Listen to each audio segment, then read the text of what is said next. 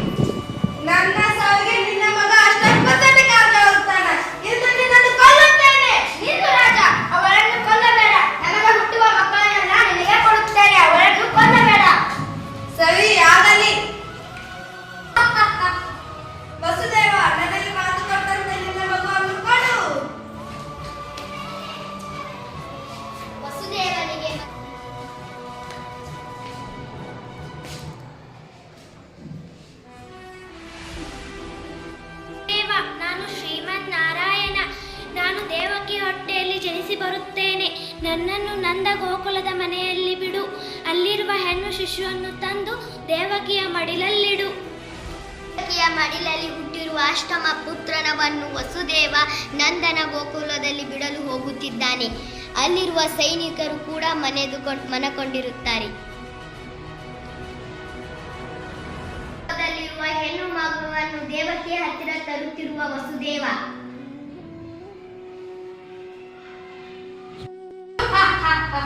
ಮತ್ತೊಂದು ಮಗು ಹುಟ್ಟಿತಾ? ದೇವಕಿ, ಕೊಡು ನಿನ್ನ ಮಗುನ. ಕಂಸ, ನಿನ್ನನ್ನು ಸಾಯಿಸಲು ಗುರುಕೋಲದಲ್ಲಿ ಒಬ್ಬನು ಬೆಳೆಯುತ್ತಿದ್ದಾನೆ.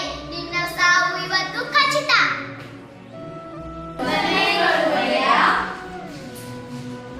ಗೋಕುಲದಲ್ಲಿ ಬೆಳೆಯುತ್ತಿದ್ದ ಪಿಳ್ಳಂಗ ದುಷ್ಟನನ್ನು ಕೊಲ್ಲಲು ಯಾರಾದರೂ ನಮ್ಮ ರಾಜ್ಯದಲ್ಲಿ ಒಳ್ಳೆ ರಾಕ್ಷಸ ಇದ್ದಾರಾ?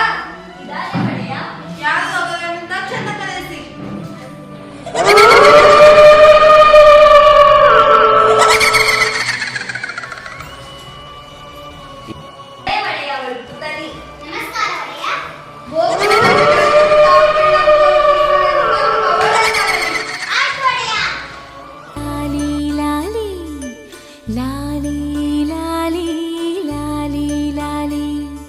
ಶ್ರೀಚಕ್ರಧಾರಿಗೆ ಶಿರಬಾಗಿ ಲಾಲಿ, ರಾಜೀವನೇತ್ರನಿಗೆ ರಮಣೀಯ ಲಾಲಿ.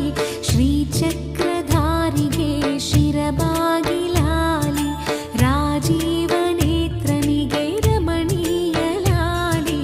ಹಾಲ್ಗೆನ್ನೆ ಕೃಷ್ಣನಿಗೆ, ಹಾಲ್ಗೆನ್ನೆ ಕೃಷ್ಣನಿಗೆ,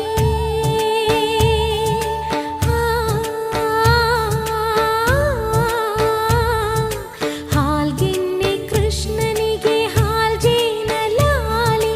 ಜಗವಾಳು ಸ್ವಾಮಿ.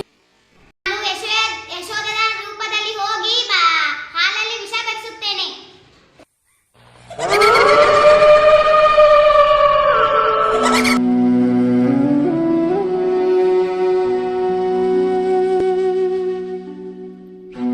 ನಮ್ಮಲ್ಲ ನೀನು ರಾಕ್ಷಸಿ. ಅಯ್ಯೋ, ಮಂತ್ರಿಯರು ಮೇಳೆಗೆ ಮೇಲೆ ಏನೋ ಗುಸುಗುಸು ಮಾತನಾಡುವ ಶಬ್ದ.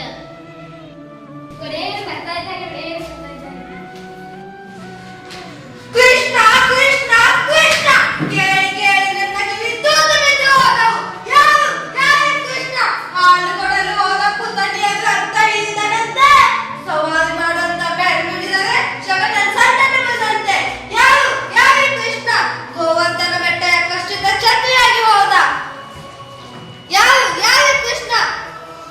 ಈ ಗೊಲ್ಲರ ಪೋರನ್ಗೆ ಈ ಮಾತು ಶಕ್ತಿನಾ? ಎಲ್ಲಿಂದ ಬಂತು ಈ ಶಕ್ತಿ? ಯಾರು ಕೊಟ್ಟು ಈ ಶಕ್ತಿ? ನಮ್ಮ ಗೂಢಚಾರರು ಶೋಧನೆ ಮಾಡಿದ್ದಾರೆ ಒಡೆಯ.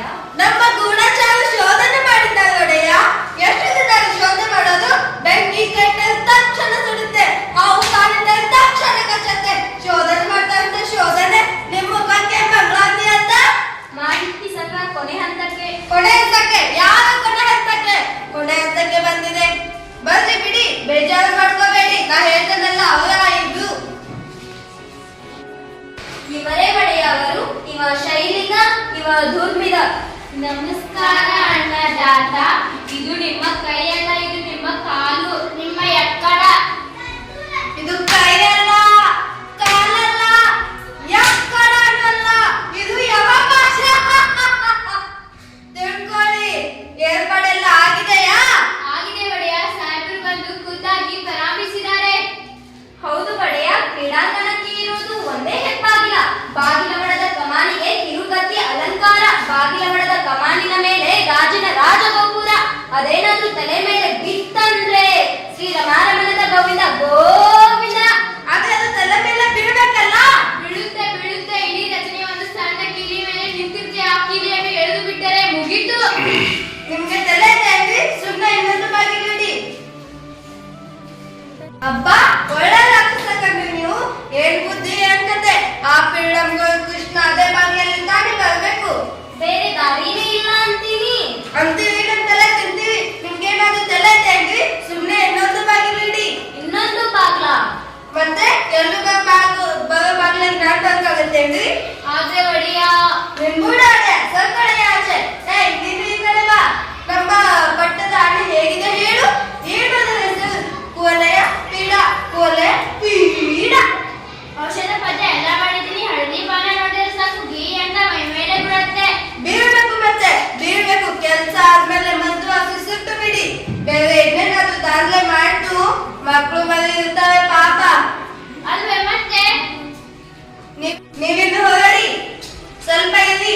ನಮ್ಮೂರಲ್ಲಿ ಕಂಬ ಕಂಬ ಕುಕ್ಕಿವಿ. ಕಮಕ್ ಕಿಮಕ್ ಕಂಡ್ರೆ ಇದು ಕೈ ಅಲ್ಲ, ಕಾಲಲ್ಲ, ಎಕ್ಕಡನೂ ಅಲ್ಲ. ಯಮಪಾಶ. ಎಲ್ಲ ತಮಾಷೆ ಕಂಡ್ರಿ ನೀವು. ಮಂತ್ರಿ ಬಾಯಿಗೆ ಕೂತ್ಕೋ. ಇರ್ಲಿ ಬುದ್ಧಿ. ಏನಿರ್ಬೇಕ್ರಿ? ಮಂಡ್ಯಲ್ಲಿ ಕೊಂಚ ಮಾಂಸ ಇರಬೇಕು. ನೀವು ನೋಡಿದ್ರೇನ್ರಿ? ಏನಂದ್ರಿ ಒಡೆಯ? ನೀವು ನೋಡಿದ್ರೇನ್ರಿ ಆ ಕೃಷ್ಣನ್ನ? ಓಹೋ, ನೋಡ್ದೆ ಒಡೆಯ. ಹೇಗಿದ್ದಾನ್ರಿ ಆ ಭಟ್ಟಿಗ? ಹೀಗಿದ್ದಾನೆ ಒಡೆಯ. ಇದ್ದಾನೆ ಗೊತ್ತು. ಯಾರ ಹಾಗೆ ಇದ್ದಾನೆ ಅವ? ಅಂದ್ರೆ ತಾವು ಹೇಳೋದು ತಮಗೆ ತಿಳಿಲಿಲ್ಲ ಅಲ್ವಾ? ಒಟ್ಟು ನೋಡಲು ಹೇಗಿದ್ದಾನೆ? ಕಣ್ಣು, ಮೂಗು, ತುಟಿ, ಗದ್ದ ಏನಾದ್ರೂ ನಮ್ಮ ದೇವಕಿ ಅಥವಾ ಹೊಸದೇವರ ಹೋಲಿಕೆ ಇದೆಯಾ? ಹೊಟ್ಟೆಲಿ ಹುಟ್ಟಿದ ಮೇಲೆ ಏನಾದ್ರೂ ಹೋಲಿಕೆ ಇರ್ಲೇಬೇಕಲ್ಲ. ನನ್ನ ನೋಡಿ, ಈ ಕೈ ಮಾತ್ರ ನಂದು. ಈ ಕೈ ಬೇಡಲ್ಲ ನಮ್ಮ ಅಪ್ಪನದ್ದೇ. ವಸುದೇವ ದೇವಕಿ ಹೋಲಿಕೆ ಏನೂ ಕಾಣಲಿಲ್ಲ. ಆದ್ರೆ ಈ ಕೈ ಮಾತ್ರ ಹೀಗೆ ಕಾಣ್ತು. ಎಲ್ಲ ಇವನ್ನ ಮಕ್ಕಳು ಸೋದರ ಮಾವನ ಹೋಲ್ತಾವೇನ್ರಿ? ಒಂದು ಮುಕ್ತಾಯವಾಗಿ ದೃಶ್ಯಗಳು ಪ್ರಾರಂಭವಾಯಿತು. ಅಕ್ರೂರ್ ಹೇಳಿದ ಎದೆಯುದ್ಧ ಬೆಳೆದಿದ್ದಾರೆ. ಮಕ್ಕಳು ಒಂದ 16 ವರ್ಷ ಆಯಿತು. ಕೃಷ್ಣನನ್ನು ನೋಡಿ ನನ್ನ ಕಣ್ಣಲ್ಲಿ ಅವನಿನ್ನು ಎಳೆಗೂಸು. ಲೋಕದ ಎಲ್ಲಾ ಮಕ್ಕಳು ಅಪ್ಪ ಅಮ್ಮನ ಕಣ್ಣೆದರು ದಿನ ದಿನ ಚೂರು ಚೂರು ಬೆಳಿತಾರೆ. ಮಕ್ಕಳು ಬೆಳೆಯೋದು ನೋಡೋ ಅಪ್ಪ ಅಮ್ಮಂದಿರ ಪುಣ್ಯವೇ ಪುಣ್ಯ. ಮಕ್ಕಳನ್ನು ಆಡಿಸಲಿಲ್ಲ, ಆರೈಕೆ ಮಾಡಲಿಲ್ಲ, ಜೋಗುಳ ಹಾಡಲಿಲ್ಲ, ತೊದಲು ನುಡಿ ಕೇಳಲಿಲ್ಲ.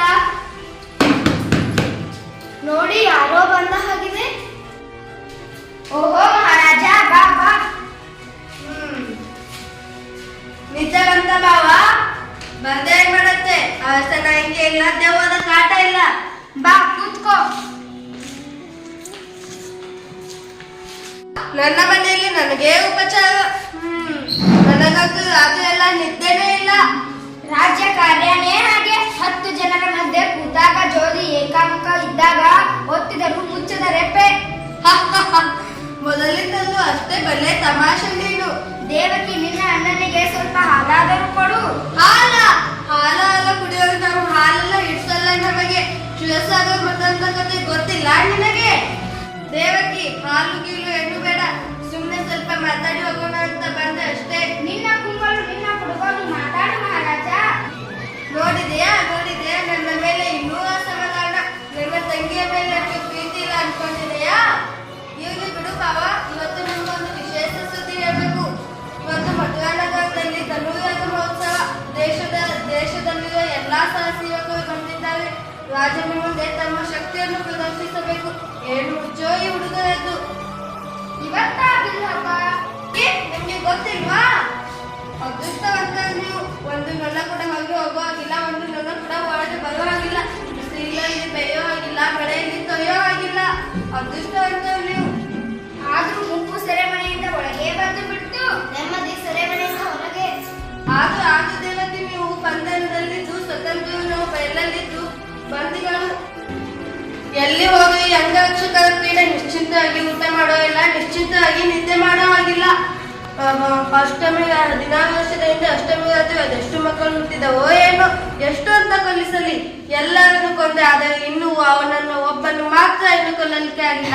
ಅವನೇ ಆ ಪೀಳಂಗ ಕೃಷ್ಣ. ದೇವಕಿ ಹೊಟ್ಟೆಯಲ್ಲಿ ಹುಟ್ಟು 8ನೇ ಮಗು ನನ್ನನ್ನು ಕೊಲ್ಲಬೇಕು. ಆದರೆ ಅದು ಪುತ್ರ ಅಲ್ಲ, ಅದು ಬುದ್ಧಿ. ಹೇಳು ದೇವಕಿ, ಹೇಳು, ನಿನ್ನ 8ನೇ ಮಗನನ್ನು ಎಲ್ಲಿ ಬಚ್ಚಿಟ್ಟಿದ್ದಿ? ನಾನು ನಿಜ ಹೇಳಿದ್ರೆ ನೀನು ನಂಬೋದಿಲ್ಲ. ದೇವಕಿ, ನೀನು ಹೇಳು, ನಾನಂತೀನಿ, ಹೇಳು. ಬಚ್ಚಿಟ್ಟಿದ್ದು ನಿಜ, ಆದ್ರೆ 9 ತಿಂಗಳು ಇಲ್ಲಿ ಬಚ್ಚಿಟ್ಟಿದ್ದೆ ಮಗುನ. ಛೇ, ಮತ್ತೆ ಅದೇ ಮಗಳೇ, ಹೇಳೆ. 16 ವರ್ಷದ ಹಿಂದೆ ಎಷ್ಟೋ ಮಕ್ಕಳು ಹುಟ್ಟಿದವು. ಎಲ್ಲ ಮಕ್ಕಳನ್ನು ಕೊಲ್ಲಿಸಿದೆ, ಲಕ್ಷ ಮಕ್ಕಳನ್ನು ಕೊಲ್ಲಿಸಿದೆ. ಆದ್ರೆ ಆ ಗೋಕುಲದ ಗೊಲ್ಲ ನಮ್ಮ ನಂದನ ಮಗ ಕೃಷ್ಣನನ್ನು ಮಾತ್ರ ಇನ್ನು ಕೊಲ್ಲಲಿಕ್ಕೆ ಆಗಿಲ್ಲ. ಅವನನ್ನ ನೋಡ್ತಿದ್ರೆ ನಿಮ್ಮ ಮಗನೇ ಅನಿಸ್ತಾನ ನಂಗೆ. ಸುಳ್ಳು. ಕೃಷ್ಣ ನಮ್ಮ ಮಗ ಯಾಕೆ ಆದನು? ಕೃಷ್ಣ ನಂದನ ಮಗ, ಕೃಷ್ಣ ಯಶೋಧನ ಮಗ. ನಮ್ಮ ಮಗ ಅಲ್ಲ ಅವನು, ನಮ್ಮ ಮಗ ಅಲ್ಲ ಅವನು. ಸರಿ, ಮತ್ತೆ ಅವನು ನಿಮ್ಮ ಮಗ ಅಲ್ಲ. ಅವನನ್ನ ಕೊಂದ್ರೆ ನಿಮಗೆ ಬೇಜಾರಿಲ್ಲ ಅಲ್ವಾ?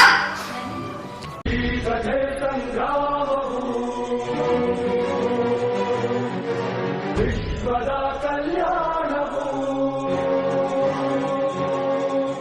ಧರ್ಮ ಅಧರ್ಮ ಆದಿ ಅನಂತ ಸತ್ಯ ಅಸತ್ಯ ಶೇಷ ಕಳಂಕ ಸ್ವಾರ್ಥದ ಪರಮಾರ್ಥ. ಬಲರಾಮವನ್ನು ಆಮಂತ್ರಿಸಿದನು.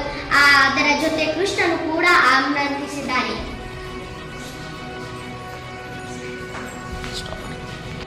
ಚಾನೂರು ಮಲ್ಲ ಯುದ್ಧಕ್ಕಾಗಿ ಮೈದಾನಕ್ಕೆ ಆಗಮಿಸುತ್ತಾನೆ.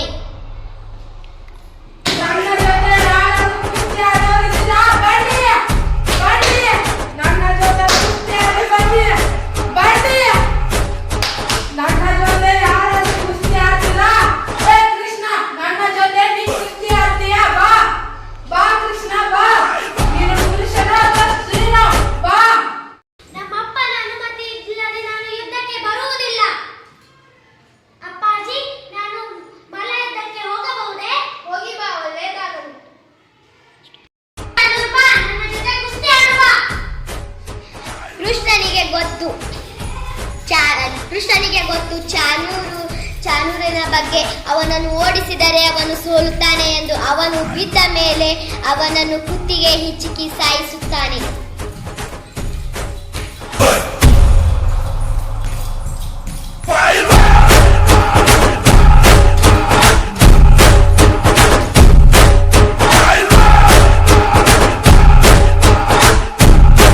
ಯುದ್ಧಕನು ಬಲರಾಮನ ಜೊತೆ ಕುಸ್ತಿ ಆಡಲು ಮೈದಾನಕ್ಕೆ ಬರುತ್ತಿದ್ದಾನೆ.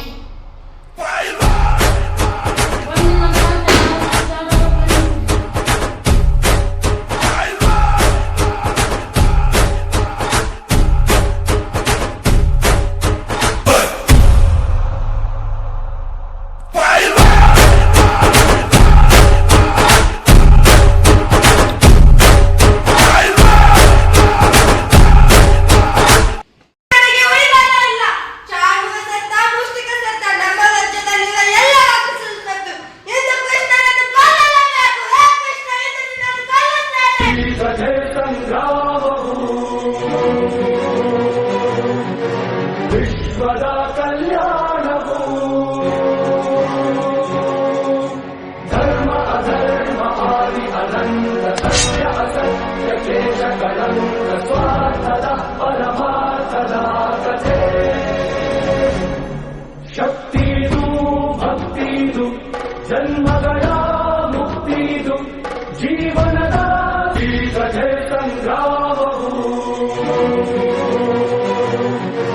ವಿಶ್ವದ ಕಲ್ಯಾಣವು ಧರ್ಮ ಅಧರ್ಮ ಆದಿ ಅನಂತ ಸತ್ಯ ಅಸತ್ಯ ಶೇಷ ಕಳಂಕ ಸ್ವಾರ್ಥದ